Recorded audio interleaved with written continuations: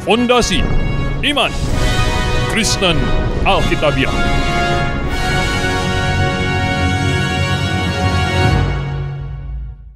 Bapak Ibu, Saudara yang saya kasih dalam Yesus Kristus. Kali ini saya ingin mengajak Bapak Ibu sekalian untuk memahami hal yang seringkali menimbulkan kontroversial, yaitu tentang makanan haram dan halal. Apakah orang Kristen boleh makan darah dan lain sebagainya. Oke, yang pertama, untuk memahami semua itu, kita harus memahami dulu sistem ibadah di Perjanjian Lama dan sistem ibadah di Perjanjian Baru. Sistem ibadah yang Tuhan bangun di Perjanjian Lama itu adalah sistem ibadah simbolik. Jadi sejak manusia jatuh dalam dosa, Adam dan Hawa jatuh dalam dosa, Allah janji mau kirim juru selamat. Nah, sebelum juru selamatnya datang, Allah mau manusia selalu ingat akan janji itu. Nah, demi ingat janji itu, Allah suruh manusia melakukan ibadah simbolik yang sederhana, yaitu membangun sebuah mezbah dan taruh di atasnya seekor domba, pegang kepalanya sambil mengaku salah, domba itu disembelih. Nah, ini ibadah simbolik yang paling sederhana, yaitu bahwa domba itu mensimbolkan juru selamat yang dijanjikan. Dan memegang kepalanya mengaku salah, artinya semua kesalahan ditimpakan kepada juru selamat yang akan datang itu, yang diwakili, disimbolkan oleh domba itu, dan domba itu disembelih. Nah, ini ibadah simbolik sederhana namanya. Nah, kemudian ketika Tuhan membawa bangsa Yahudi keluar dari Mesir, Tuhan menyuruh mereka membangun, memerintah mereka membangun sebuah ibadah simbolik yang lebih sempurna dari yang dilakukan oleh Habel, Abraham dan seterusnya. Nah, sekarang mereka disuruh membangun sebuah sistem ibadah simbolik yang terpusat di Kemah Kudus pada waktu itu, kemudian belakangan terpusat di Bait Allah, Bait Kudus. Apa itu?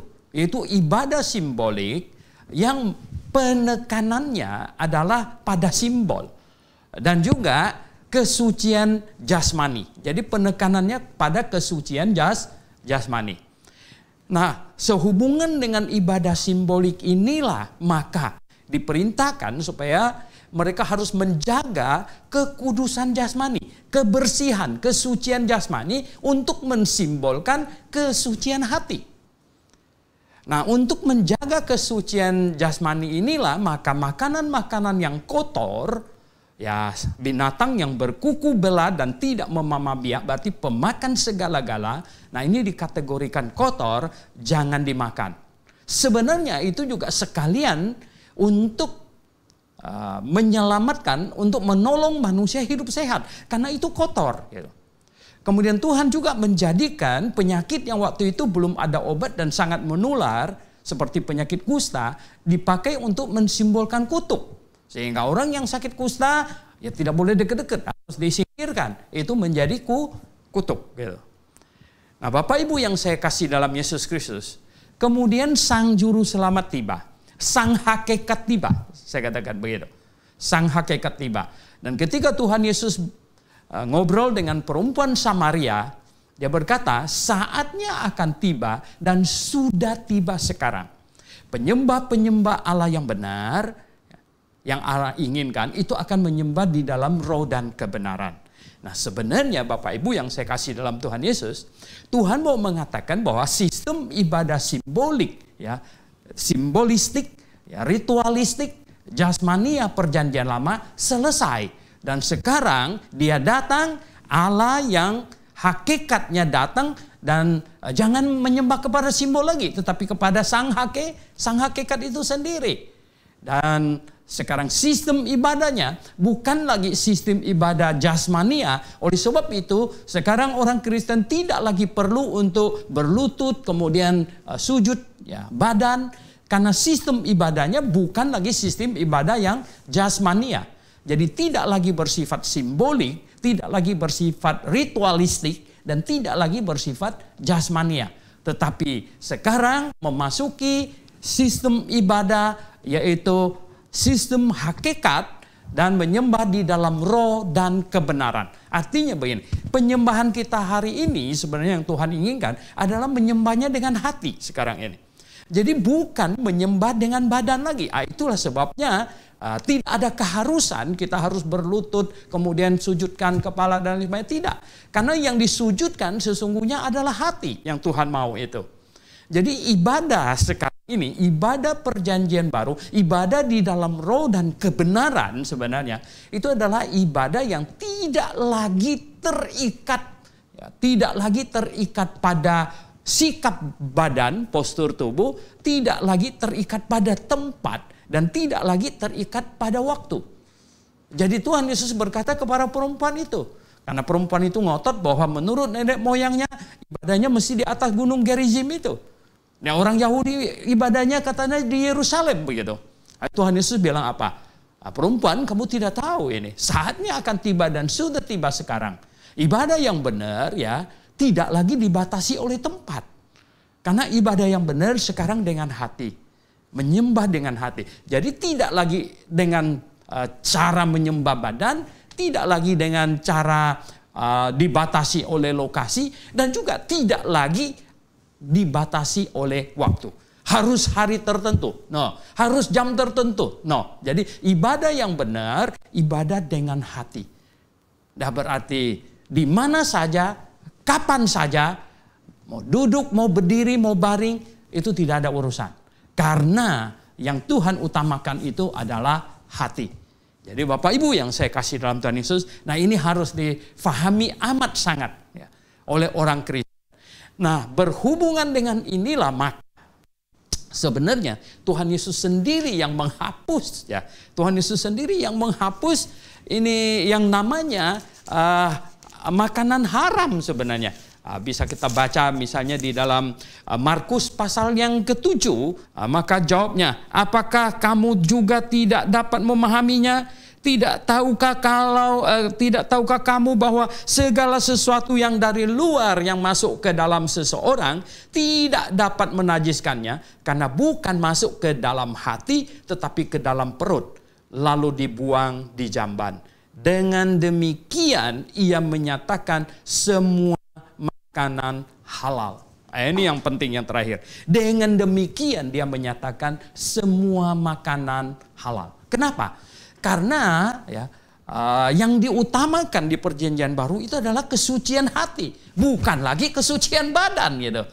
Nah, sementara makanan cuma masuk ke dalam badan, ke dalam perut, dan kemudian nanti akan dibuang lagi besok begitu. Jadi tidak ada makanan yang masuk ke dalam hati. Jadi Bapak Ibu yang saya kasih dalam Tuhan Yesus Kristus, oleh sebab itu makanlah apa saja yang enak dan yang sehat begitu.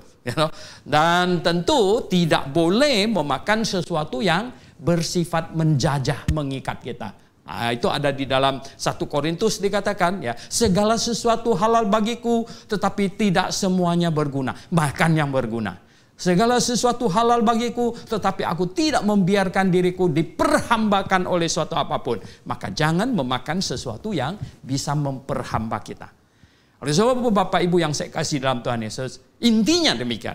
Tidak ada lagi sesuatu yang masuk ke dalam badan kita yang bisa membuat hati kita jadi najis.